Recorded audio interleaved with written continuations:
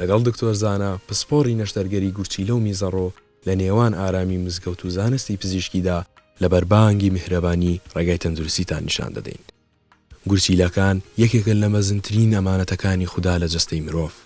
بۆ ئەوەی لە توینێتی ڕەمەزاندا دووربن لە مەترسی و بە تەندروستی بمێننەوە پێویستە بزانین چۆن سیستەمی ئاوخواردنەوەمان ڕێک دەخەین. بەناوی خۆی گەورە و میهرەبان داواکارم لە خۆی گەورە ڕۆژ و تاعەتی هەموو لای قبولکە. زۆر جار پرسیارمان دەکرێت هەموو ساڵێ دەکاتە مانگی ڕەمەزان کۆمەڵێ پرسیار ئاراستەی پزیشکانی پسپۆری میز و میزەڕۆ دەکرێتەوە. ئایا دکتۆر ئێمە چۆن گورچیلەکانمان بپارێزین؟ طبعاً وەکو بابەت ئەمە بابەتێکی زۆر فراوانە، هەوڵە دەین تیش بخەنە سەر ئەو خاڵانەی کە زۆر گرنگن. سەرەتا هەموو مرۆڤێک پێویستی ڕۆژانە پێویستی بە 2 بۆ 3 لەتر ئاو خواردنەوەیە. لە مانگی ڕەمەزانە معلومە زیاتر لە 12 سەعات دوور دەکەوینەوە لە خواردن و ئاو خواردنەوە.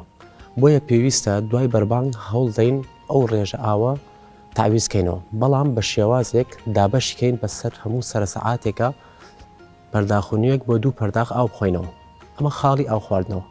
دووهەمیان کە زۆر گرنگە دوورکەوینەوە لە خواردنانەی کە زیان بەخشن بۆ گورچیلە، وەکو ئەو خواردنانەی کە خوێی زۆر پێوەیە، یاخود گۆشت خواردن، یاخود خواردنەوەی خواردنە گازیەکان، یاخود ئەو شەربەتانەی کە بەڕەنگن زۆر باوە لە مانگی ڕەمەزاندا.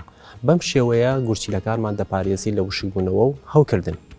پرسیارکی کە زۆر باو دەکرێت دیسان و لە مانگی ڕەمەزاندا دەڵێ دکتۆر من سستی گورچیلەم هەیە، ئایا دەتوانم بە ڕۆژوو بم؟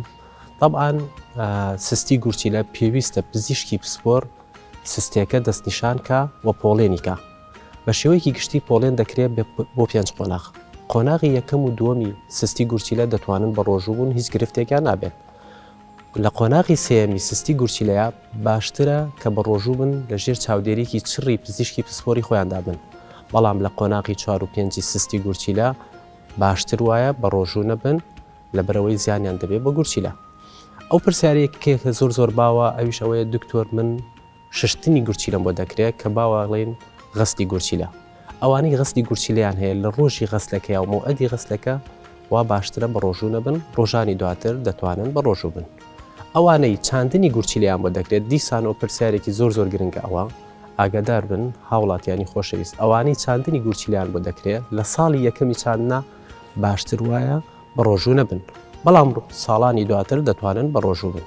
بە هیوای سەلامەتی بۆ هەموو لایەک ڕەمەزانێکی تەندروست، ئینشاءالله هەموو لایەک دوور دەبن لە کێشەکانی گورچیلە و میزەڕۆ.